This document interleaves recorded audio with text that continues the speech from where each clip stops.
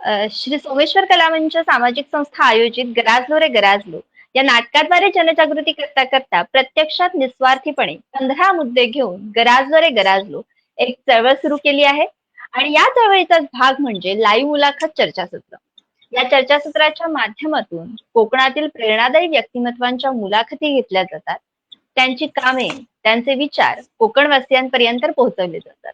आणि मी बिंदिया मोहिते लाईव्ह मुलाखत चर्चासत्राच्या आजच्या 341व्या भागात तुम्हा सर्व रसिक प्रेक्षकांचे सहर्ष स्वागत करते.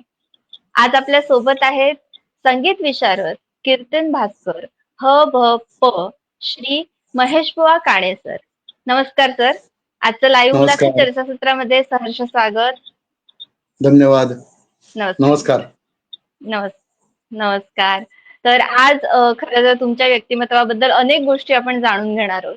पण तत्पूर्वी मी मगाशी म्हटलं कीर्तन भास्कर, तर नेमकी कीर्तनाची आवड कशी काय निर्माण झाली याबद्दलच आम्हाला सगळ्यात आधी जाणून घ्यायला आवडेल. काय सांगाल? कीर्तन हा विषय तसा कठीण आहे आणि तुमचा प्रश्नही तो योग्य आहे. मी एका केमिकल कंपनीमध्ये म्हणजे नोसिल ॲग्रो केमिकल्स लोट्याला जी कंपनी होती, लोटे MIDC मध्ये, त्याच्यामध्ये नोकरीला होतो. आणि आमच्या गावामध्ये जे गणपती मंदिर आहे तिथे अचानक एक वर्ष प्रसंग असा आला की ठरलेले नियोजित कीर्तनकार येत नाहीत असं म्हणजे पत्र आलं. त्या काळात पत्रव्यवहार चालायचा आणि त्या कारणाने थोडंसं अडचण निर्माण झाली. मग त्या वर्षी आम्ही एका आजूबाजूच्याच कीर्तनकाराला की ज्यांनी केव्हा तरी कीर्तन केली होती अशा म्हणजे अप्रसिद्ध अशा कीर्तनकाराला आम्ही तिथे संधी दिली आणि कीर्तन करून घेतली. तर ते करत असताना लक्षात आलं की आपणही कीर्तन करू शकतो. कारण माझ्याकडे वक्तृत्वाची बाजू होती, पण कीर्तनाचा अभ्यास आणि विषय हा खूप मोठा वेगळा आहे. तसं काही सर्वसामान्य माणूस त्या विषयावर फार वेळ बोलू शकत नाही. कारण तत्वज्ञान हा फार मोठा चिंतनाचा विषय आहे.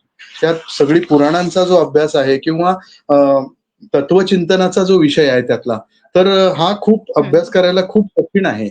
पण मी त्यावेळेला एक अशी स्फूर्ती घेतली स्वतःच की मला हे करता येईल. ते येईल म्हणताना मला गाण्याचा काही विशेष अंग नव्हतं त्या काळामध्ये. संस्कृतचा जो अभ्यास लागतो किंवा पौराणिक वाचायचे आहेत किंवा पौराणिक ग्रंथ जे वाचायचे आहेत त्यासाठीची म्हणजे क्षमताही नव्हती की वाचू शकेन किंवा नाही, एवढा अभ्यास होईल की नाही. पण एक प्रयोग म्हणून जसं नाटक करणारे नाटक बसवतात आणि सादर करतात की 4 महिन्याच्या टार्गेटमध्ये एखादा कीर्तन आपल्याला बसवता येईल का किंवा पुढच्या वर्षी आपल्याला एक कीर्तन करता येईल का, असा विचार केला आणि त्यावेळेला मनात आलं की आपल्याला निश्चित जमेल. मग काही वेळेला लोकांची थोडी मदत घ्यावी लागते आणि गावामध्ये किंवा आमचे जे मित्रमंडळी आहेत त्यांनी मला प्रोत्साहन दिलं की तू हे करून बघ प्रयोग. आणि हा एक प्रयोग म्हणून मी केला पहिल्यांदा करताना. आणि एक कीर्तन मी बसवलं आणि 96 साली पहिलं कीर्तन मी आमच्या गणपती मंदिरामध्ये सादर केलं. तर ते केल्यानंतर मला असं लोकांकडूनच अभिप्राय मिळायला लागले की तुझं खूप चांगलं झालं. आता ते चांगलं का वाईट की मला काही कळण्याची माझी योग्यता नव्हती किंवा काही असं होतं. पण त्याचा परिणाम असा झाला की नरेंद्रबुवा हाटे म्हणजे कैलासवासी नरेंद्रबुवा हाटे त्यांचा तपोधाम म्हणून आश्रम आमच्या गावामध्येच आहे. कीर्तनकार स्वतः गिरगाव मुंबईमध्ये राहणारे, ठाकूरद्वाराला राहणारे. आणि त्यांनी मला बोलवून घेतलं. मी त्याच रस्त्याने रोज जायचो कारण. तर त्यांनी मला हाक मारून बोलवून घेतलं की बुवा म्हणजे तू कीर्तन करणार आहेस का? तुझ्याकडे काही क्षमता आहेत निश्चितपणाने की याचे उच्चार चांगले पाहिजेत, बोलण्याची कला पाहिजे, नंतर विस्तार करता आला पाहिजे, कथा सांगता आली पाहिजे. मुळामध्ये कथा सांगणं हा विषय जो आहे तो माझ्यामध्ये होता. म्हणजे नाट्य जे भाषेमधलं असायला हवं ते मुळामध्ये थोडंसं म्हणजे मला जाणवायचं. मी अनेक नाटकामध्ये छोट्या मोठ्या कामं केली होती. त्यामुळं मला ते जाणवायचं की मी कथा चांगली सांगू शकतो. पण गाण्याची बाजू अजिबात नव्हती. मी मगाशी म्हटलं त्याप्रमाणे की आध्यात्मिक जो चर्चेचा विषय असतो मुख्य, तो अभ्यास केलेला नाही काही. म्हणजे तशी आध्यात्मिक बाजू तयारी नाही. फक्त घरामध्ये आध्यात्मिक वातावरण असल्यामुळं संस्कृत काही गोष्टी ह्या कानावर पडलेल्या, त्यामुळे त्या काही मुळात शिकवाव्या लागलेल्या नाहीत. त्या आपोआप ऐकूनच पाठ झालेल्या. म्हणजे रामरक्षा असेल, अथर्वशीर्ष असेल, ह्या ज्या सुरुवातीच्या गोष्टी असतात त्या आपोआपच तयार होत्या. पण मग गुरुजींनी मात्र एकदा हातात घेतल्यानंतर हाटेबुवांकडे मी जायला लागलो. आणि हाटेबुवांकडे गेल्यानंतर म्हणजे 96 साली जेव्हा मी त्यांच्याकडे गेलो त्यानंतर सर्व जन्मकीर्तनं शिकून घेतली. आणि जन्माला कीर्तनकार कमी पडतात, मग जन्म आपल्याला सगळे यायला हवेत. असं करता करता त्यात मला आवड निर्माण झाली. मग गाण्याचा अभ्यास केला. डॉक्टर कविता गाडगीळ या आमच्याकडे शिकवायच्या गाणं चिपळूणमध्ये, त्यांना जाऊन भेटलो आणि मग नंतरच्या काळामध्ये 10 वर्ष सलग संगीत विशारदचा अभ्यास केला. त्यात सुद्धा मी चिपळूणमधून चांगले मार्क म्हणजे प्रथम श्रेणीने उत्तीर्ण झालो. गाण्याचा अभ्यास केला. अजूनही गाण्याचा अभ्यास चालू आहे. कराडला अ, सौ मुक्ता जोशी म्हणून आहेत. त्यांच्याकडे मी गाणं अलंकार शिकायला जातो आणि तो अभ्यास चालू आहे. म्हणजे गाणं हा तसा निरंतर अभ्यासाचा विषय आहे. जसं कीर्तन हा विषय अभ्यास कधी संपत नाही. तसा कुठलाच विषय अभ्यासाला संपत नाही, की आपण जेवढं करू तेव्हा क्षितिज आपल्याला पुढचं दिसायला लागतं. म्हणून माझं म्हणणं असतं, की मी जरी शिकलो असलो, मी 30 वर्ष आता कीर्तन करतोय, तरी सुद्धा मला असं वाटतं, की अजून बरंच काही शिकायचं बाकी राहिलंय आणि ते सतत करावं. जसं भीमसेन जोशींनी म्हटलं होतं, की पुढचा जन्म देवानी मला दिला तर मला गायक म्हणून, कारण माझं आत्ता फक्त किराणा घराण्याचंच गाणं झालंय शिकून. त्यातलं सुद्धा मला थोडंसंच कळलंय आणि बाकीच्या घराण्यांचा अजून अभ्यास व्हायचा आहे. असं जे त्यांचं म्हणणं होतं ते मला मनस्वी पटतं, की कीर्तनामध्येही तसंच आहे. कीर्तन तुम्ही कराल तेवढं, किती खोल जाल तेवढं आहे आणि अभ्यास कराल तेवढा कमी. साधारणतः हो. घरातनं ती बॅकग्राऊंड होती आणि त्यामुळे कीर्तनाची मग आवड निर्माण झाली आणि कंपनीतनं बाहेर पडल्यावर मात्र मी पूर्णपणे व्यावसायिक कीर्तनकार म्हणून याच्यामध्ये पडलो. अशा प्रकारे थोडी वा. आवड निर्माण झाली आणि घरातूनही चांगला छान. सपोर्ट असतो त्यामुळे ते घडतं. नक्कीच, नक्कीच, नक्कीच. आणि तुम्ही म्हणालात त्याप्रमाणे नक्कीच अजूनही शिकत आहात म्हणजे खरं तर म्हणतो आपण नेहमीच म्हणतो की शिकण्यासाठी कधीच वय नसतं. आपण कायम आयुष्यभर शिकतच असतो. बरोबर आहे. ऐकून खूप छान वाटलं आणि आवड कशा पद्धतीने निर्माण झाली ही स्टोरी सुद्धा खूप इंटरेस्टिंग वाटली. पण सर आतापर्यंत नक्की किती कीर्तनं आणि नक्की कुठे-कुठे कीर्तने आपण सादर केली आहेत? त्याबद्दल काय सांगाल? आतापर्यंत साधारण पहिल्या सुरुवातीच्या काळामध्ये म्हणजे रत्नागिरी जिल्हा आणि आजूबाजूचा भाग मी म्हणजे नोकरीत असताना सुरुवातीला स्कूटरच्या अंतरातली कीर्तनं म्हणजे 25 किलोमीटरच्या आवाक्यातली कीर्तनं करायचो. पण नोकरी हां. सोडल्यानंतर म्हणजे नोसीलमधनं मी जेव्हा व्ही-आर-एस घेतली आणि ठरवलं की आता पूर्ण वेळ कीर्तनकारच व्हायचं. हं, त्यानंतर हं. मात्र मला म्हणजे कंपनीत असलं की रजा मिळायच्या नाहीत. पण एकदा मोकळा झाल्यानंतर आपल्याला कुठेही जायला फ्रीडम असतो. त्याप्रमाणे महाराष्ट्रात बरेच जिल्हे म्हणजे जे जिल्हे आम्ही नुसते नकाशावर बघितले होते, ते प्रत्यक्ष जाण्याचा योग आला, की जिथे आपण हो. कधी पोहोचलेलो नाही. तरी अजून चंद्रपूर, भंडारा राहिलंय. नागपूरपर्यंत हां, पोहोचलो. चंद्रपूर, हां. भंडारा राहिला. पण महाराष्ट्रातले जवळ-जवळ सगळे जिल्हे, की जिथे माझं म्हणजे जाऊन कीर्तनं घडलेली आहेत. त्याचबरोबर गोवा, कर्नाटक, मध्य प्रदेश, गुजरात, राजस्थानचा काही भाग, अशा अनेक ठिकाणी माझी कीर्तनं झाली. मध्य प्रदेशात उज्जैनीला झालं, इंदोरला झालं, वॉव! अ, ग्वाल्हेरला झालं मध्य प्रदेशमध्ये. अशा ठिकाणी मी 15-15 दिवस, महिना-महिना अशी कीर्तनं केली. आतापर्यंत 29 वर्ष पूर्ण होऊन मी 30व्या वर्षात कीर्तन क्षेत्रात काम करतोय. तर हं. साधारणतः 4,500च्या दरम्यान माझी कीर्तनं आतापर्यंत झाली. त्यात सुरुवातीच्या काळात अगदी महिन्याला म्हणजे वर्षाला 50 ते 60 कीर्तन व्हायची. पण आता मात्र हां. साधारण 150 ते 200च्या दरम्यानी म्हणजे 150 धरा तुम्ही एव्हरेजली. तर 150 कीर्तनं वॉव! होतात. रेकॉर्ड सगळं लिहिलेलं आहे. त्यामुळं साधारण हं, हं, हं. 4,500च्या दरम्यान ही कीर्तनं झाली आणि कीर्तनादरम्यान प्रवास आणि अनेक प्रकारच्या व्यक्ती आणि माणसं भेटत गेली. त्यांच्या त्यांच्या आवडी-निवडी सांभाळून त्यांच्याप्रमाणे कीर्तन करावं लागतं. कुठे गाणं हं. आवडतं आणि कुठे गाणं आवडत नाही, तर त्या ठिकाणी गाणं कमी करायचं. सिंधुदुर्गामध्ये गेलात हां. तर तुम्हाला गावं लागतं. गोव्यामध्ये गेलात तर गाणं जास्त ठेवावं लागतं आणि व्हेअरएज भारताच्या इतर भागामध्ये गाणं थोडं कमी चालतं, पण तुमचं निरूपण चांगलं पाहिजे. म्हणजे मुख्य जो हं, हं. विषय जो आहे निरूपणाचा तो उत्तम पाहिजे आणि तो तुम्ही हं, हं, चांगला हं. सादर केला तर लोकं त्याला म्हणजे अप्रिशिएट करतात. चांगलं म्हणजे करतात. लोकांच्या अभिरुची समजून आपल्याला थोडासा बदल करावा लागतो. साधारणतः एक या नक्कीच. 6-7 राज्यामध्ये हैदराबाद, तेलंगणा इकडे सगळीकडे कीर्तनं झाली. म्हणजे जिथे-जिथे महाराष्ट्र मंडळ आहेत, त्या-त्या ठिकाणी माझा संपर्क होतोय हळू-हळू आणि त्या-त्या वाह! ठिकाणी पोहोचतोय. नाटकामध्येही काम केलं वाह! म्हणजे आपल्या राज्यनाट्य स्पर्धेमध्ये पण आणि दिल्लीला जाऊन सुद्धा आम्ही संशय हां, हां. कल्लोळ नावाचं नाटक त्यात लहानशी भूमिका होती, पण नाटकाचाही तो एक अनुभव थोडासा मला मिळाला. शालेय जीवनामध्ये मी करतच होतो. पण एक म्हणजे काय म्हणजे आपण अभ्यास करून नाटक कसं सादर करावं आणि ते नाटक बसतं कसं याचाही अभ्यास मला त्यामुळं करायला मिळाला. आमच्या डॉक्टर कविता गाडगीळ यांनी त्या नाटकामध्ये मुख्य भूमिका केली होती. संशय कल्लोळ, संगीत संशय कल्लोळमध्ये. तर मला त्या हं, हं. साधूची भूमिका होती. मी त्यांच्याकडे शिकत असल्यामुळे मला त्यांनी म्हणाल्या, "तुम्ही साधूची भूमिका करा."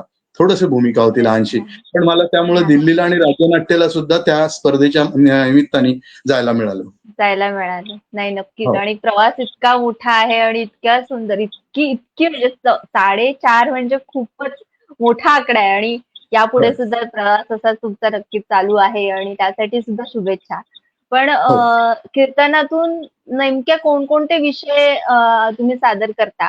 आणि कीर्तन सादर करताना आलेला एखादा अनुभव आम्हाला सांगितलात तर नक्कीच आवडेल. हो, हो. कीर्तनामध्ये मुख्य कीर्तनाचं उद्दिष्टच आहे हरिकीर्तन. म्हणजे भगवत भक्ती लोकांमध्ये दृढ व्हावी. यासाठी हरिकीर्तन हेच महत्वाचं आहे. आणि त्या कारणाने संत चरित्र, भगवंताबद्दल प्रेम निर्माण होईल अशा कथा, म्हणजे ज्या पौराणिक कथा आहेत त्या, राष्ट्रपुरुषांच्या आणि संत पुरुषांच्या कथा, चरित्र ही लोकांसमोर यावीत, की जी आदर्श जीवनमूल्य आपली घडवणारी असतात आणि आपल्यावर त्याचा एक ठसा असतो. म्हणजे लोकमान्य टिळक म्हटले की ते खरारी होते, ते सत्यवादी होते, अशा काही गोष्टी आपल्या मनावर ज्यांचे, किंवा शिवाजी राज म्हटले की शूर होते, ते वीर होते, तर शिवरायांच्या कथा, म्हणजे ऐतिहासिक पुरुष, राष्ट्रीय पुरुष या सर्वांच्या कथा आपल्या कीर्तनातून लोकांपर्यंत जाव्यात, जनमानसापर्यंत पोहोचाव्यात आणि ह्या सगळ्या आदर्शांचं जे मूल्य आहे ते लोकांमध्ये उतरावं. की राम कसा आहे आमचा, तर रामाबद्दल सांगताना वाल्मिकी रामायण तुम्ही जेव्हा सांगायला घेता तेव्हा राम कसा आदर्श ठरतो, हे आदर्श का सांगायचे, तर कीर्तनाचा मुख्य विषय तो आहे की हरीमध्ये असलेलं जे आहे ते आमच्यामध्ये उतरावं, भगवंतामध्ये जे आहे ते आमच्यामध्ये गुण उतरावेत. आणि म्हणून गुणाचं पूजन होतं, व्यक्तिपूजन नाही, गुणपूजन होतं. या कारणाने आम्हाला कीर्तनाचा विषय हरिकीर्तन हा पहिला प्रश्न महत्वाचा. त्यानंतर देव, देश, धर्म या त्रयीसाठी काम करणं आणि मानवी जीवनमूल्य ही विकसित व्हावीत आणि त्याचा लोकांना उपयोग व्हावा. म्हणजे एखाद्याकडे सत्याचा गुण असेल, एखाद्याकडे चांगला गुण असेल, धूप जसा कुठल्याही कोपऱ्यात लावला तरी तो सर्वत्र सुगंध देतो, उदबत्ती लहानशी असली तरी ती सर्वांना आनंद देऊन जाते. इतक्या सहज त्यांनी कीर्तनकार जेव्हा उभा राहतो तेव्हा 200 माणसं त्याच्याशी जोडली जातात पुढचे 2-2.5 तास, आणि ती एक क्षण सुद्धा इकडे तिकडे डिस्ट्रॅक्ट होत नाही, ती चिकटून राहतात त्या कीर्तनाला. तर हे आमच्या कीर्तनाची महत्वाचं गोष्ट आहे की तो जो विषय असेल तो त्यांना काहीतरी त्याचं व्हॅल्यू ऍडिशन त्यांच्या चरित्रामध्ये, त्यांच्या जीवनामध्ये व्हायला पाहिजे. यासाठी राष्ट्रीय विषय आणि पौराणिक विषय, त्याचबरोबर हे जे युगपुरुष होऊन गेले यांची चरित्र, हे सगळं आम्ही कीर्तनामधून सगळं सांगत असतो. हे करत असताना अनेक चांगले वाईट अनुभव येतात. चांगले वाईट का म्हटलं मी, चांगले तर बरेच येतात. 90% अनुभव चांगली लोकच भेटतात आणि आम्हाला एक गोष्ट चांगली आहे की वाईट आणि म्हणजे दुर्गुणी लोक भेटायला येत सुद्धा नाहीत, की ती आसपास सुद्धा येत नाहीत.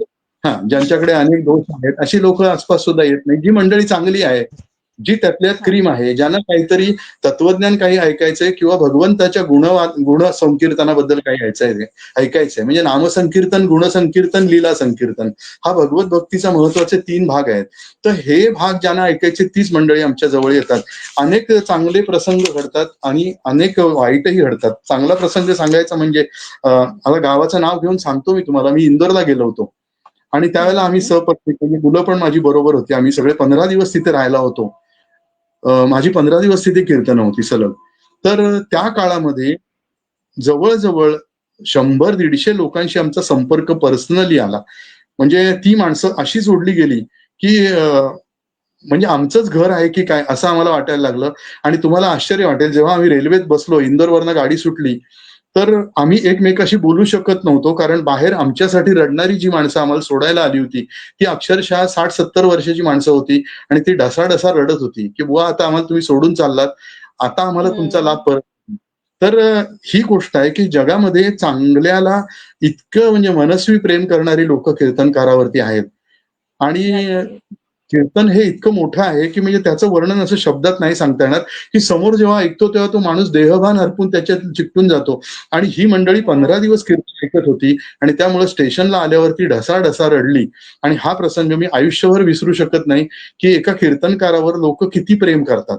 प्रेम करतात. म्हणजे नक्कीच, नक्कीच. बाकी बाकी तिरस्काराच्या गोष्टी असतात, बाकी अनेक गोष्टी असतात की म्हणजे आलाय ना एक माणूस तर कोणी जबाबदारी घ्यायला सहजपणे तयार नसतो. एकदाची गोष्ट सांगतो मी, आता गावाचं नाव सांगणार नाही या ठिकाणी, कारण कसं होतं काहीतरी त्याच्यात आणखी वेगळा विषय होऊ शकतो. गावामध्ये पोहोचल्यानंतर तिथल्या व्यवस्थापकांनी मला राहायची व्यवस्था दाखवली. ती 3ऱ्या मजल्यावर होती. 3ऱ्या मजल्यावर भक्तनिवासमध्ये राहायचं. खालच्या बाजूला त्याच मंदिराच्या कॅन्टीन होतं. तिथे जेवण वगैरे सगळं करायचं आणि समोर कीर्तनाची वेळ सांगितली, 7:30 वाजता मंदिरामध्ये कीर्तन आहे. 9 दिवसाची कीर्तन होती. तर ह्या 9 दिवसाच्या कीर्तनामध्ये एकही व्यवस्थापक किंवा एकही कोणी माणूस मला वरती भेटायला आलेला नाही. आणि कीर्तनाच्या वेळेला आम्ही 7:30चं कीर्तन असायचं. 7:20-25ला यायचो खाली, 7:30ला कीर्तन सुरू व्हायचं. आमच्याकडे तो दंडक असतो, की जरी संयोजकाकडून उशीर झाला, तरी आपण वेळेत हजर पाहिजे. आमच्या गुरुजींची ही शिस्त होती, की तुम्ही बरोबर. वेळेत हजर पाहिजे. 7 म्हणजे 7, 7 म्हणजे 7:05 नाही. 7 म्हणजे 7, 8 म्हणजे 8. तर 5 मिनिटं आधी आपण प्रिपेअर्ड असलं पाहिजे आणि आपल्या विषयाशी. त्याप्रमाणे मी तिथे कीर्तन करायचो. कीर्तन झालं की जायचो, जेवून घ्यायचो, जेवण झाल्यावर झोपायचो. 9 दिवसामध्ये मला एकही कुणीच माणसाने संवाद साधलेला नाही. असं जेव्हा आपल्यावरती एखादी वेळ येते, त्यावेळेला आपण एकटे असल्याचं थोडं फिलिंग बाहेर असताना जास्त करून येतं.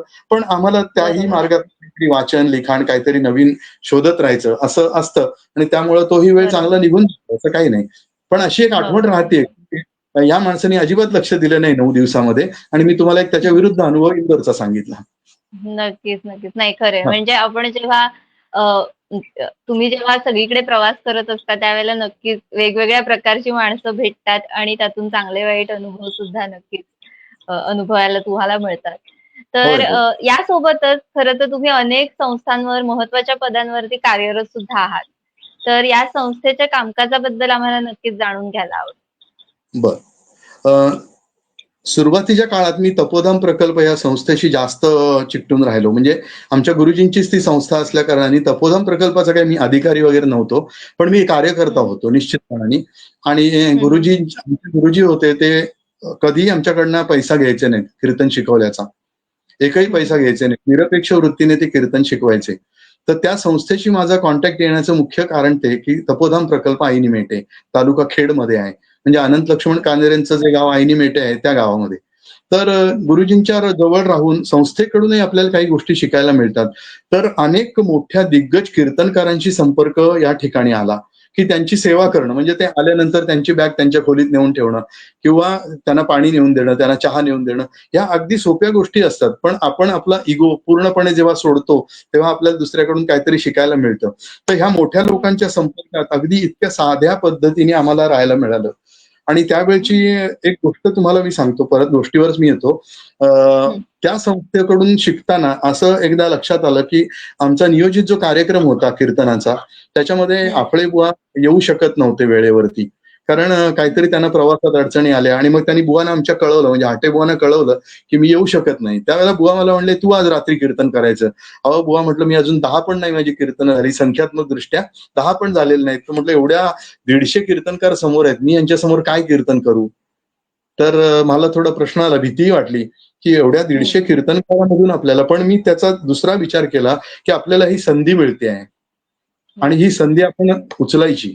असं मनात जिद्द केली. जिद्द असल्याशिवाय काहीच होत नाही. मला येणार नाही, म्हणजे आपण म्हणतो ना, की पाण्यात चांगलं पोहायला आल्याशिवाय मी पाण्यात उतरणार नाही. असं जर एखादा म्हणाला, हां. तर तो हास्यास्पद होईल. तसं माझं चांगलं कीर्तन झाल्याशिवाय मी कीर्तन करणार नाही, असं जर एखादा म्हणायला लागलं तर अडचण आहे. आम्ही 10 वेळा चुकू, पण पुन्हा चांगलं कीर्तन करू, अशी जिद्द मनात ठेवायची. म्हणजे चुका होतील, हं. पण मी त्यात सुधारेन असं. तर मला ती संधी मिळाली आणि तपोधन प्रकल्पात मी काम केल्यामुळं मला पहिल्यांदा 150 लोकांसमोर, मला म्हणजे चांगल्या कीर्तनकारांसमोर कीर्तन करायला मिळालं. मोठ्या साथीदारांसमोर कीर्तन करायला मिळालं. तर ती माझ्यासाठी अपॉर्च्युनिटी होती. तपोधन प्रकल्पात मी म्हणजे कार्यकर्ताच होतो. त्यांचा विद्यार्थी होतो आणि बुवांचा. त्यानंतर 9 सालामध्ये मला आपली दादरची जी संस्था आहे, अखिल भारतीय कीर्तन संस्था, त्या कीर्तन संस्थेने त्यांचा दूरस्थ अभ्यासक्रम, म्हणजे एक अभ्यासक्रम बनवला आणि तो अभ्यासक्रम शिकवण्यासाठी त्याला सर्टिफिकेशन वगैरे, वगैरे सर्टिफाईड करणं लोकांना अशा ह्यानी, की कीर्तन फक्त हं. दादरला शिकवलं जातंय, ते सगळीकडे शिकवलं जावं. म्हणून मला त्यांनी विचारलं, की "तुम्ही कराल का हा प्रयोग?" तशी म्हटलं, "हा प्रयोगच आहे, मी करीन." मग दापोलीला आपल्याला रिस्पॉन्स मिळाला पहिला. एक 10-12 विद्यार्थी मिळाले आणि 10-12 विद्यार्थी असल्यामुळे मी चिपळूणला, दापोलीत जाऊन शिकवायचो. नंतर रत्नागिरीत रिस्पॉन्स मिळाला, चिपळूणला मिळाला आणि अशा ठिकाणी म्हणजे 3-3 क्लासेस मी चालवायचो. रत्नागिरी, चिपळूण आणि दापोली अशा ठिकाणी. हां. आणि मग दापोलीचा 5 वर्ष, 6 वर्ष शिकवला आणि आता सध्या माझ्याकडे 10-20 विद्यार्थी घरी येऊन शिकतात, म्हणजे ऑफलाईन ज्याला म्हणतो तसं. आणि हं, ऑनलाईन हं, हं. पद्धतीने 60-62 विद्यार्थी माझ्याकडे कीर्तन शिकतात ऑनलाईन पद्धतीने. त्यामुळं बाहेरच्या बऱ्याचशा विद्यार्थ्यांना मी कनेक्ट होऊ शकतो सोप्या पद्धतीने, म्हणजे आपलं ऑनलाईन या पद्धतीने. तर हो, अनेक नक्कीच. विद्यार्थ्यांनी शिकवलं आणि हे सगळं अखिल भारतीय कीर्तन संस्था दादर जी आहे, त्याचा मी हं. दूरस्थचा ऑथराइज्ड ट्रेनर आहे इकडचा कीर्तन शिकवण्याचा. त्यामुळे रत्नागिरी हां. जिल्ह्यात माझे अनेक ठिकाणी क्लासेस झाले, पुढेही होतील. म्हणजे 10चा एक ग्रुप हं. मिळाला तर मी शिकवतो आणि महिन्यातनं 2 वेळा, नक्की. 3 वेळा असं. हां. आणि त्यांना मार्गदर्शन त्या प्रकारे करतो. साधारण आतापर्यंत 200 विद्यार्थ्यांना मी शिकवण्याचं काम केलं आणि अशा अनेक संस्था संपर्कात येतात हळूहळू. त्याप्रमाणे नक्कीच, काम नक्कीच. करतो. हो. नक्कीच. आता आपण खरं तर संस्थांबद्दल बोललो आणि तुम्ही मगाशी बोलता वेळ मिळाला की लिखाण किंवा वाचन अ, हे पण होतच असतं. हो. तर नक्की म्हणजे एखादा प्रसंग सादर करत असताना म्हणजे त्यामागे काही लिखाण असेल, काही स्क्रिप्ट असेल त्याबद्दल सांगितलत तर आवडेल किंवा तुम्ही पण स्वतः पुस्तकं लिहिली आहात, तर त्याबद्दल पण तुमच्या लिखाणाबद्दल पण आम्हाला ऐकायला आवडेल. बरं, सांगतो. काय आहे, कीर्तनकाराला सुरुवातीच्या काळामध्ये आपले गुरुजी देत असतात स्क्रिप्ट. म्हणजे काय, त्यांच्याकडे असलेली त्यांची परंपरेतून चालत आलेली ती स्क्रिप्ट हं, दिली जातात आणि त्याच्याप्रमाणे अभ्यास करून जुन्या काळामध्ये थोडी मेथड अशी होती, की मी सांगतोय त्याप्रमाणे कीर्तन झालं पाहिजे. म्हणजे त्या गुरुजींचा फॉर्म्युला, की मी सांगतो असं झालं पाहिजे. पण हं, हं, हं. जो चिंतन करणारा विद्यार्थी आहे, मनन करणारा विद्यार्थी आहे, तो अजून काहीतरी शोधतो नवीन. समजा मी एकाच ठिकाणी 4 वर्ष सलग जातोय, तर काहीतरी श्रोत्यांना मला नवीन द्यायला पाहिजे दरवर्षी. तर हं. याच्या गोष्टीतून आणि आपल्या कोकणात पद्धत आहे, की एकदा कीर्तनकाराला बोलावला, की त्याला सोडत नाहीत. परत-परत त्यालाच बोलावलं जातं, की तो आम्हाला आवडलाय. म्हणजे तो का अच्छा. आवडलाय हा भाग वेगळा. हां, तर त्याला सोडत नाहीत. हं, पुन्हा-पुन्हा त्याला बोलावलं जातं. तर ह्याच्यामधून स्क्रिप्ट आमच्या लिहिल्या जातात स्वतःहून पण आणि कवन ही ईश्वरी देणगी आहे. त्यामुळं कीर्तनामध्ये जे कवन लागतं, ते त्याचा प्रसाद आहे. पण तरी सुद्धा प्रसाद जरी असला तरी त्याचा अभ्यास मात्र आपल्याला म्हणजे वृत्त आणि छंद जी मराठीमध्ये जुन्या काळात होती व्याकरणाच्या अभ्यासामध्ये आपल्याला असायची. तर ती हल्ली काही फार दिसत नाही. पण कीर्तनामधून मात्र आमच्या हे पारंपरिक जे वाङ्मय आहे, हे वाङ्मय सगळं जोपासलेलं आहे, की ज्याच्यामध्ये साकी हं. दिंडी जुन्या नाटकामध्ये, संगीत नाटकामध्ये जी वापरली जायची, ती मुळात त्याचा पाया कीर्तनातून आहे. कीर्तनातल्या या साक्या, दिंड्या, आर्या, श्लोक, ओवी हे सगळं तिकडे गेलं आणि ते तिथे समृद्ध झालं. म्हणजे साकी दिंडी ही तर कीर्तनात जी आली, मुळात कीर्तनातली, पण ती गेली नाटकामध्ये आणि नाटकात ती सेटल झाली जरा. म्हणजे लोकांना 4 आणखी जास्त ऐकायला मिळाली. पण कीर्तनामध्ये त्याच्या मर्यादा ज्या आहेत, की हा वाङ्मय जे आहे निर्मिती, हे जुने कीर्तनकार सगळे करत होते आणि त्याच्या ह्यानीच जेव्हा लॉकडाऊन आपल्याकडे जाहीर झालं 19-20 हं. सालामध्ये, तर त्यावेळेला मला प्रश्न होता घरात बसून करायचं काय? तर ही मला म्हणाली, की तुम्ही जे ग्रंथ आहेत आपल्या घरामध्ये मुद्गल पुराण होतं. तर पहिल्याच तिने मला मुद्गल पुराण दाखवलं, हे वाचा. आणि मराठीमध्ये ओवीबद्ध होतं. त्यामुळे ते वाचायला सुरुवात केली. रोज एक म्हणजे काय उपक्रम म्हणून, की रोज 2 तास ते वाचायचं सकाळचं. अंघोळ करायची किंवा सकाळी वाचायचं आणि मग लिहायला बसायचं किंवा असं दोन्ही उलटं-सुलटं कसंही. तर अशा प्रकारे ते वाचन सुरू झालं आणि त्या वाचनातून मला ज्या कथा मिळाल्या, त्या कथा कीर्तन करता येतील अशा होत्या, की त्या कथा कीर्तनातून आपल्याला सांगता येतील. आणि मग हळू काय झालं, की 17 नाही 12-13 कथा माझ्या लिहून झाल्या. त्या लिहून झाल्या असताना आमची दादरला एक विद्यार्थिनी आहे शिल्पा पटवर्धन म्हणून. तिचा मला फोन हं, आला, हं, की हं. "बुवा तुम्ही काय करताय लॉकडाऊनमध्ये?" तशी म्हटलं, "बरं झालं फोन केलास." "नाही," म्हटलं, "आख्यानं लिहितोय, अभ्यास चालू आहे." म्हणजे म्हटलं तसं, की अभ्यास चालूच ठेवावा लागतो. तर ती म्हणाली, "नाही, यावेळेला आपल्याला हे जे तुम्ही लिहिताय ते सगळ्यांना मिळालं पाहिजे." तर म्हटलं, "ठीक आहे, मी हं, झेरॉक्स देईन तुम्हाला सगळ्यांना." "तसं नाही," म्हणली, "हे त्याचं पुस्तक बनलं पाहिजे." तर तेव्हा जी लॉकडाऊनमध्ये जी परिस्थिती होती किंवा तेव्हा कीर्तनच नव्हती, देवळं सगळी बंद होती. त्यावेळेला बरोबर. आर्थिक स्थिती पण सगळ्यांची गडबडलेली होती. म्हणजे कीर्तनकाराचं तर काय बोलायचंच काम नाही. तर हं. कीर्तनाचा कार्यक्रम होणं शक्य नव्हतं कारण मंदिरं बंद होती, लोकांनी जमायचं नाही. तर त्यावेळेला तिला म्हटलं, "मला हे शक्य नाही होणार पुस्तक तयार करणं." कारण त्याचं शेवटी फायनान्शियल बजेट आणि हा विषय आला ना. मग हं, त्यावेळेला हं, हं. माझं तिचा भाऊ म्हणजे शिल्पा पटवर्धनांचा भाऊ हा पुण्याला असतात. ते सृजन रंग प्रकाशनचे मालक आहेत. सतीश पटवर्धन नाही, सतीश भागवत म्हणून. तर त्यांनी हां. मला संपर्क केला. मी पण त्यांच्याशी बोललो आणि त्यानंतर सृजन रंग प्रकाशन याच्या माध्यमातून आपलं पहिलं पुस्तक त्यांनी काही युक्त्या सांगितल्या आणि ते करून आम्हाला हे पुस्तक किती लोकांपर्यंत पोहोचेल, कसं पोहोचवता येईल, असं करून वंदू गणेशू 1 हा भाग लिहिला. त्याच्यामध्ये मुद्गल पुराणातल्या सगळ्या कथा आहेत. ते पुस्तक हं, आमचं हं, हं. चांगलं चालतंय असं लक्षात आलं. म्हणजे 300-400 प्रती संपल्या. वर लक्षात आलं तशी मी दुसऱ्या पुस्तकाचं नियोजन केलं आणि त्याच्यातून वंदू गणेश 2 याच्यामध्ये मोरेश्वर म्हणजे मोरगावचा जो गणपती आहे, तिथे सिंधू हं, हं, हं. दैत्याच्या उद्भवापासून ते सिंधू दैत्याला मारलं भगवंतानी म्हणजे गणपतीनी, अशी कथा मिळाली आणि ती कथा गणेश पुराणामधली आहे. त्याच्यावरती कवनं केली. पुस्तक ते तयार हं, हं. केलं. त्याचबरोबर मोरया गोसावी जे चिंचवडचे मोठे साधू आहेत, गाणपत्य आहेत. तर त्यांच्यावर चरित्र मला माझ्याकडे गोष्टरूप होतं. त्याच्यावर कवनं केली आणि ते दुसरं पुस्तक अच्छा. तयार झालं. आणि हे म्हणजे काय असतं, हे इंटरलिंकिंग असतं. दुसरं पुस्तक तयार झाल्यावर तेच संपता डोक्यात आलं, की गजानन महाराजांचं चरित्र सगळे ओवीबद्ध जे आहे, दासगणू महाराजांनी लिहिलेलं, गजानन विजय ग्रंथ म्हणतात. तर तो ग्रंथ सगळेच जण वाचतात. पण मग त्यातली गोष्ट कधी कधी ते कवनात्मक असल्यामुळे कळत नाही. म्हणून मग मी कीर्तनकारांसाठी तिसरं पुस्तक लिहिलं, शेगावीचा राणा. म्हणजे गजानन महाराजांचं पूर्ण चरित्र. आणि हे माझं फास्टेस्ट म्हणजे लवकरात लवकर लिहून झालेलं पुस्तक आहे. साधारण 2-2.5 महिन्यामध्ये हे पुस्तक माझं पूर्ण लिहून झालं. म्हणजे लिखाण पूर्ण झालं, पण त्याच्यावर प्रोसेसिंग हा विषय वेगळा असतो. पुढचा सगळा टायपिंग होणं, एडिटिंग असतं आणि बाकी सगळ्या गोष्टी असतात. तर ते तिसरं पुस्तक माझं शेगावीचा राणा तयार झालं.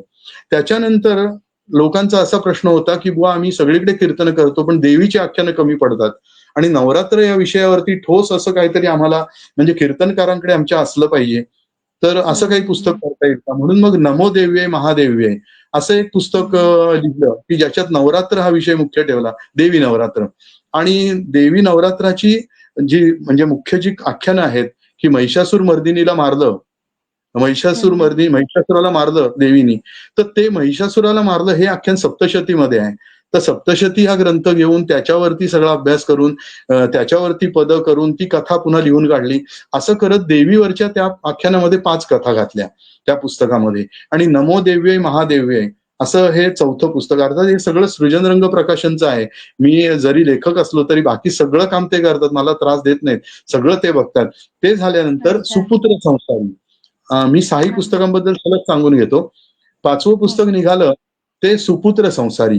या सुपुत्र संसारी या पुस्तकामध्ये क्रांतिकारक, हे बघा सुपुत्र म्हटलं तर या देशाचे सुपुत्र कोण, की ज्यांनी देव देश धर्म यासाठी काम केलं, असा मी विचार केला.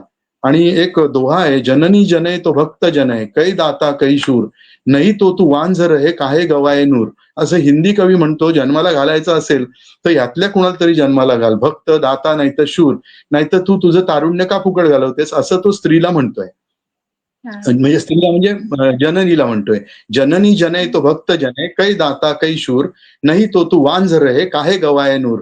तुझं तारुण्य कशाला तू फुकट घालवतेस, असा मी शिकवत होतो क्लासमध्ये. आणि तेव्हाच माझ्या डोक्यात क्लिक झालं, की भक्त दाता आणि शूर, मग क्रांतिकारक, त्याच्यात अनंत लक्ष्मण कान्हेरे, तात्याराव सावरकर, नंतर हे 2 राष्ट्रीय संत, आणि मग सूरदास, निळोबाराय चरित्र आणि श्रीधर स्वामी चरित्र, अशी एकूण 5 जणांचं चरित्र एकत्र असलेलं असं पुस्तक सुपुत्र संसारी हे जन्माला आलं मागच्या मे महिन्यामध्ये. आणि या वर्षी म्हणजे 2025-24च्या शेवटाला वंदू गणेशू माझं लिहून झालं होतं, एडिटिंग होऊन त्याचा पूर्ण संस्कार पूर्ण त्याचे होऊन या वंदू गणेशू मध्ये मी संपूर्ण अष्टविनायक म्हणजे महाराष्ट्रातले जे अष्टविनायक प्रसिद्ध आहेत त्या अष्टविनायकांची पूर्ण माहिती एकत्रित करून, त्याच्या पौराणिक कथा शोधून, त्याच्यावरती कीर्तनं लिहून असे हे 6वं पुस्तक या फेब्रुवारी महिन्यामध्ये आमच्या इथेच गावामध्ये आईनी मेट्याला गणपती उत्सव असतो, त्याच्यामध्ये त्याचं प्रकाशन झालं. अशा प्रकारे एकूण 6 पुस्तकं, त्यातली 3 पुस्तकं गणपतीवरची, एक शेगावीचा राणा, एक देवीवरचा आणि एक सुपुत्र संसारी, अशा प्रकारची एकूण 6 पुस्तकं. म्हणजे वाङ्मय रूपाने कीर्तन जिवंत राहावं, कारण आपण जाणार निश्चित आहे, माणूस किती दिवस आहे माहित नाही, पण आहे तोपर्यंत त्या क्षेत्रासाठी काम करायचं ही एक सतत उर्मी मनात आहे. आणि यामुळं माझा 21 पुस्तकं लिहिण्याचा संकल्प आहे.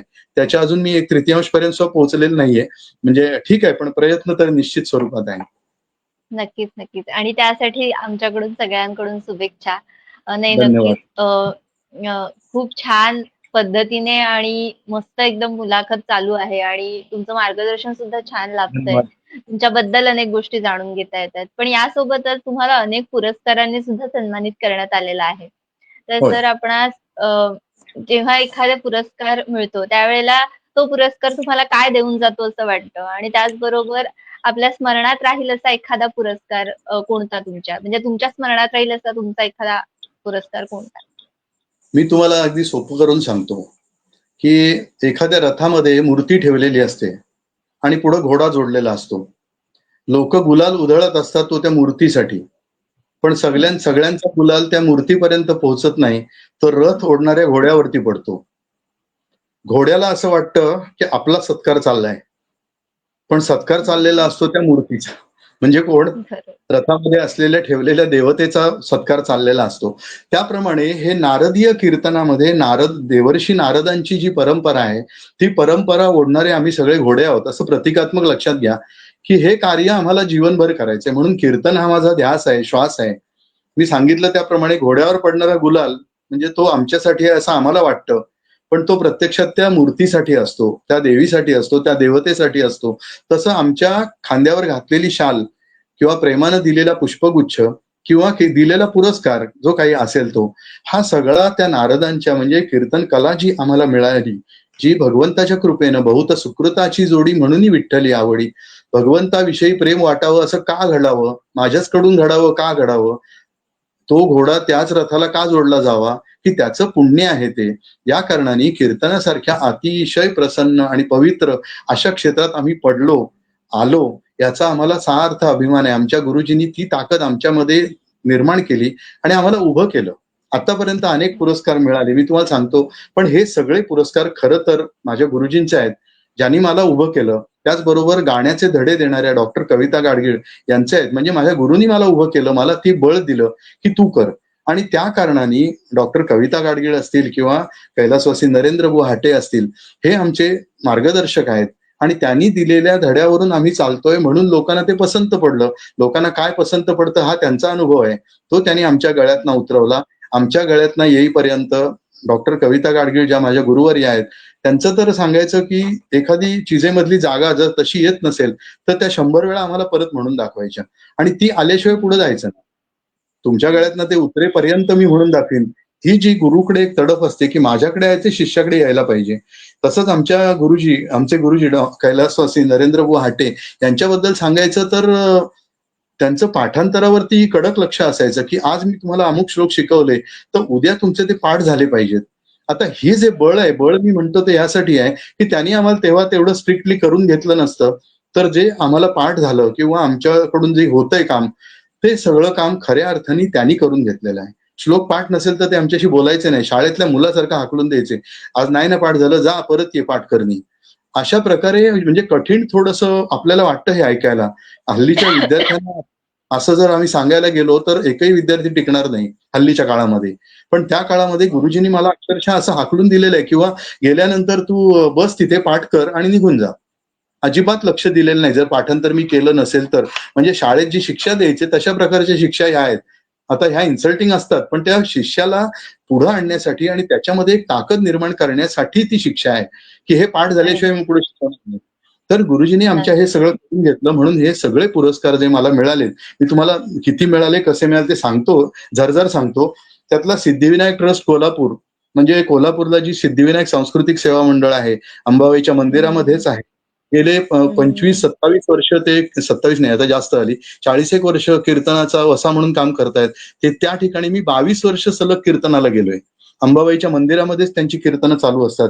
तर यांनी मला 2005 मध्ये प्रथम तिथे सेवेला बोलावलं आणि त्यानंतर आजपर्यंत 22 वर्ष सलग या संस्थेची संलग्न आहे. म्हणजे दरवर्षी माझी 8-10 कीर्तनं, 7 कीर्तनं, 5 कीर्तनं जशी हे असेल त्याप्रमाणे ते देतात.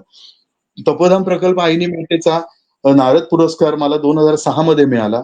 लोकमान्य नगर इंदोर इथे कीर्तन केसरी नावाचा पुरस्कार 2007 मध्ये मिळाला.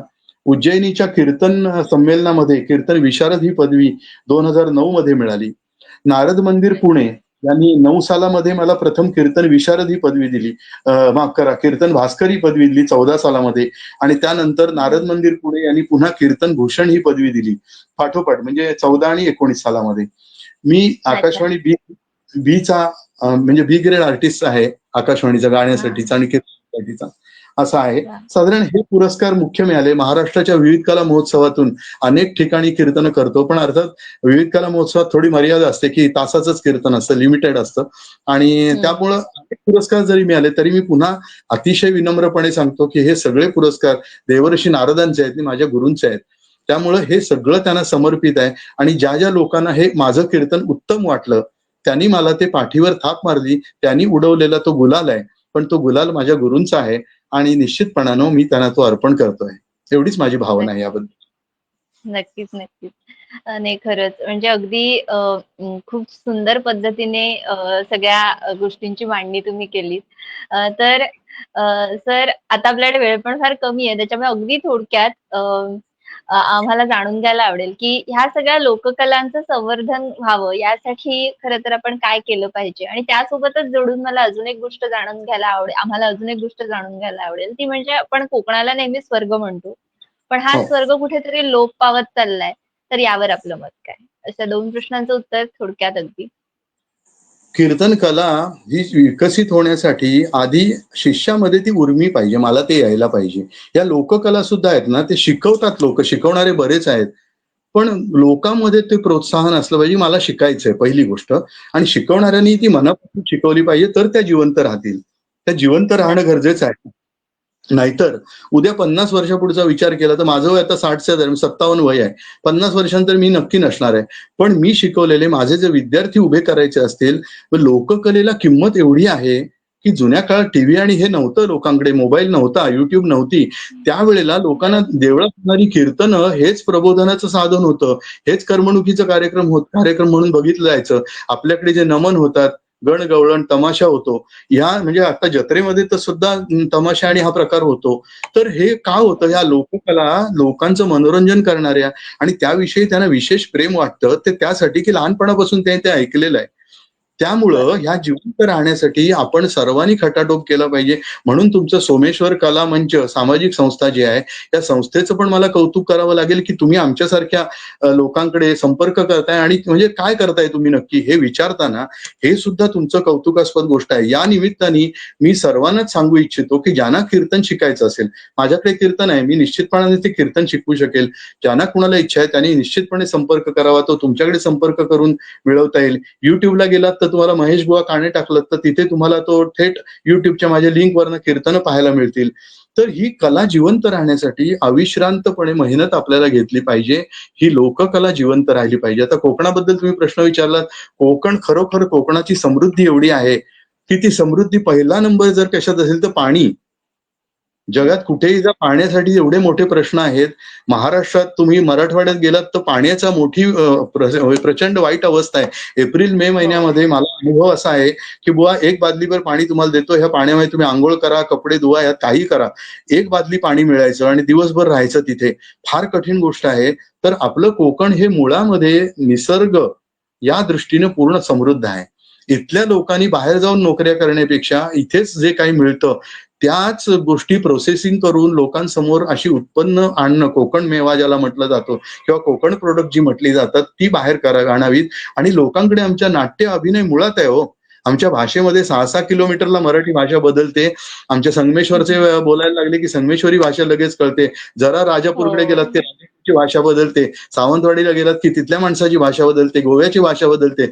अगदी पालघरपासून, डहाणूपासून ते अगदी खालती सिंधुदुर्गापर्यंत नव्हे गोव्यापर्यंत ही जी मराठी भाषा बोलली जाते, हे सगळं कोकण आहे. भगवान परशुरामांनी निर्माण केलेलं कोकण एक बाण सोडून हे गुजरातच्या टोकापासून म्हणजे पालघर डहाणूपासून ते पार आपल्या सिंधुदुर्ग, वेंगुर्ला आणि इथपर्यंत अगदी कुडाळ, सावंतवाडीपर्यंत. तर इथे काय कमी आहे? ही देवभूमी आहे आणि त्या कारणानं इथे जे काही उत्पन्न होतं ते इतकं अप्रतिम आहे, तर तुम्ही इथेच कष्ट घ्या, इथेच मेहनत घ्या. काही मोठ्या शहरात जायची गरज नाही. तुमच्या सगळ्या प्रत्येक गोष्टी इथे उचलल्या जाणार आहेत आणि त्या जगाला उपयुक्त ठरणाऱ्या आहेत. त्यामुळे तुम्ही इथे काम केलं पाहिजे. कोकणाचा ऱ्हास सांस्कृतिकदृष्ट्या होतोय, असं मी म्हणणार नाही. कारण सांस्कृतिकदृष्ट्या आमच्याकडे संवर्धन कोकणातच होतं. कारण प्रत्येक हो. जी कला आहे, ती आमच्यामध्येच सांभाळली जाते आहे. कोकणात अनेक विद्यार्थी कीर्तन नक्कीच. शिकतात, नाट्य शिकतात, अभिनय करतात. प्रत्येक उत्सवात नाटक होतं. नाटक शिकवणारे लोकं आहेत गावामध्ये आमच्या. गण-गवळण शिकवणारे, तमाशा करणारे किंवा पालखी बरोबर येणारे तो नाच्यापोरे आणि काही गण 2-4 म्हटली जातात, गाणी म्हटली जातात किंवा इतर जी काही मंडळी असतात त्याच्याबरोबर गंमत-जंमत करणारी जत्रेमधली.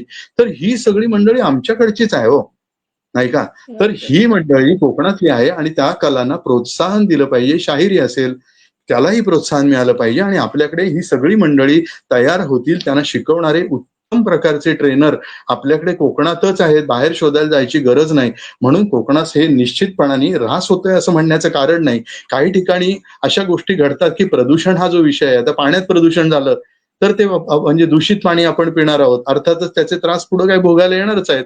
त्यामुळं आपलं कोकण हे मुळातच समृद्ध आहे आणि त्याला समृद्ध आणि बलशाली बनवण्यासाठी आपण प्रत्येक कोकणवासियांनी म्हणजे तुम्ही जो प्रयत्न करताय की सोमेश्वर कला मंचच्या आधाराने आपण जो प्रयत्न करतोय की ते समृद्ध आणि विकसित व्हावं, यासाठी तुम्ही जो प्रयत्न करताय तोच प्रयत्न चालू ठेवणं अत्यंत महत्वाचं आहे. नक्कीच, नक्कीच. आणि अशा यासारख्या अनेक संस्थांनी एकत्र येऊन काम करणं सुद्धा नक्कीच अगदी तितकंच निश्चित. महत्वाचं आहे.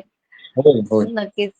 अत्यंत उत्कृष्ट आणि आपल्या कोकणवासियांना उपयुक्त, त्यांनी सगळ्यांनी ऐकावं, समजावं अशा पद्धतीने मार्गदर्शन तुमचं लाभतंय. तर यासोबतच खरं तर आपल्या जमिनी अ, आपल्याकडेच राहिल्या पाहिजेत. परकीयांच्या हातात जाता कामा नयेत आणि होय. त्याचबरोबर कोकणाची आर्थिक नाडी ही कोकणवासियांकडेच राहिली पाहिजे. यावर आपण काय सांगाल?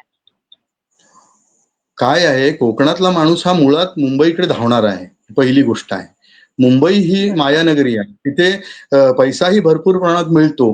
अगदी छोटे-मोठे व्यवसाय करून लोकं छान उत्पन्न मुंबईत मिळवतात असं वाटतं. पण गावच्या जमिनी, आपल्या ज्या जमिनी आहेत, त्या जमिनीमध्ये लागवड करणं. आता आपल्याकडे अनेक ॲग्रीकल्चर कॉलेज आहेत. म्हणजे माझा विषय नाही तो, तरी पण सांगतो. वृक्षवल्ली आम्हा सोयरे वनचरे असं तुकाराम महाराजांनी स्वतः सांगितलंय. म्हणून त्या संदर्भाने मी बोलतो. की ही जी वृक्ष आहेत हेच आमचे खरे सगळे सोयरे आहेत. तर यांना विकसित करून आमचा उदरनिर्वाह कोकणात होणार नाही का? कोकणातली घरं अक्षरशः बंद आहेत आणि तिथे राहतं हं. कोण? तर 80 वर्षाचा म्हातारा आणि 75 वर्षाची म्हातारी. ही दोघं राहतात. म्हातारा एकटा राहिला, त्याला बापाला त्या मुलगा मुंबईला घेऊन जातो. घर बंद पडतं. घर बंद झालं की आपोआप सगळं जे ते झाडं असतात, त्या झाडांचं मेंटेनन्स होत नाही आणि मग ती फळं द्यायची बंद करतात. कसं आहे, एकावर एक या गोष्टी अवलंबून आहेत. तेव्हा तरुण पिढीने कोकणाकडे येऊन निश्चितपणे आपल्या जागा जमिनी आहेत, त्या आधी आपल्या आहेत का? 7/12वर त्याची नोंद आपली आहे का? निश्चितपणे बघावं आणि त्या शेतात आपल्या काम करण्याची क्षमता ठेवावी. दुसऱ्याला विकल्याने एकदा पैसा मिळेल, पण ते न विकता जर जोपासली जमीन, त्याचा कस वाढवला, त्याचा पोत वाढवला, तर निश्चितपणाने आपण तिथे काम करून कष्ट करावेच लागतील. मुंबईत काय तुम्ही कष्ट कमी करता का? तर तेच कष्ट तुम्हाला तुमच्या शेतामध्ये करून निश्चितपणाने मी सांगतो तुम्हाला, इथला शेतकरी एकदाही आत्महत्या करत नाही. कोकणातला शेतकरी कधी कर्जबाजारी होत नाही. याचं कारणच ती आहेत, की तो कष्टाला कधी कमी नाहीये.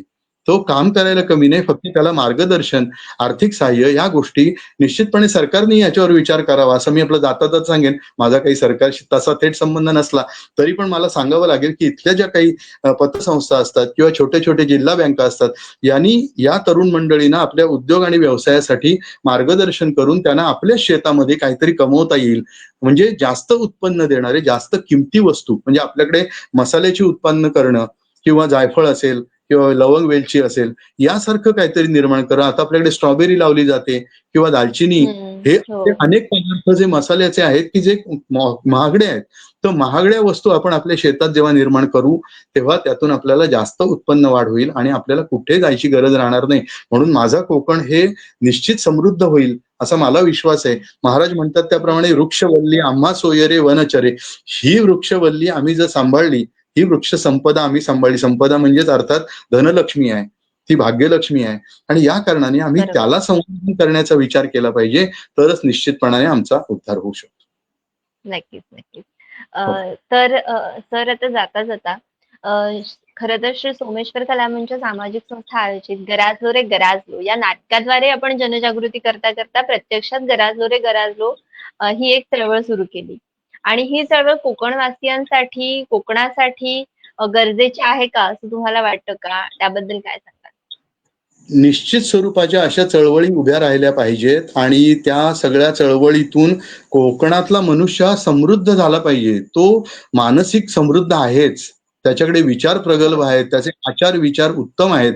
बघा तुम्ही ज्या गोष्टी होतात समाजामध्ये नको त्या चुकीच्या, कोकणामध्ये त्याच्या 1% सुद्धा परिणाम नसतो. जगात काहीही चालू असलं तरी आमचा कोकणी माणूस हा शांत आहे. तो समृद्ध आहे, तो संयमी आहे आणि तो विचारी आहे मुख्य म्हणजे. या बरोबर. कारणाने त्याला ज्या अडचणी येतात, या अडचणी मात्र त्याला संघटितपणे काम करावं लागेल. हा निश्चित तुमचा जो म्हणणं आहे, ते मला पटतंय, की संघटितपणाने आपल्या ज्या समस्या असतील, त्या अशा सांस्कृतिक आणि सामाजिक संस्थांच्या माध्यमातून जे प्रश्न मांडले जातात, नुसते प्रश्नच नाही तर त्याच्यावरची सोल्युशन्स आपण काही त्यांना देता येतील का? तर मी मगाशी म्हटलं त्याप्रमाणे शेतात काय पिकवावं, काय कमवावं, जमिनीचा कस कसा आहे, हे सगळ्या गोष्टी आपल्याला अनालाइज करून त्यांच्या समोर ठेवता येतील का? असे अनेक जे प्रश्न उपस्थित राहतील त्या प्रश्नांवरती काम करून ते सोल्युशन पर्यंत आपण पोहोचलं पाहिजे. निश्चितपणाने आपल्या नक्कीच. सर्वांना शुभेच्छा देतो आणि यासाठी तुमचं सर्वांचं अभिनंदनही करतो. धन्यवाद. नक्कीच, नक्कीच. धन्यवाद सर. आणि जाता जाता नक्कीच आम्हाला कीर्तनातील एखादा प्रसंग ऐकायला आवडेल. बरं. आमच्या नाभाग चरित्रामध्ये एक प्रसंग आहे. मी थोडा तंबोरा ऑन करतो. एक क्षणभर फक्त.